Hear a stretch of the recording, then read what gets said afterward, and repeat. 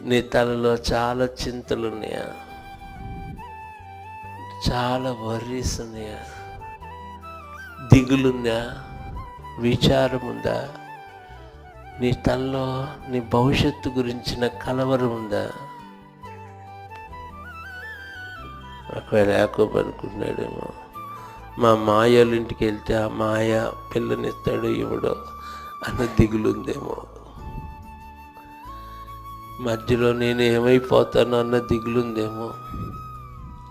ఏ క్రూర మృగం నన్ను పట్టుకొని పీకేస్తుందో భయం. సో నీ విచారం అంతా ఎక్కడ పెట్టు? తలగడి. That's the thing. Do you have worries? నీ భవిష్యత్తు గురించిన చింత ఉందా? నీ పిల్లల గురించిన చింత ఉందా?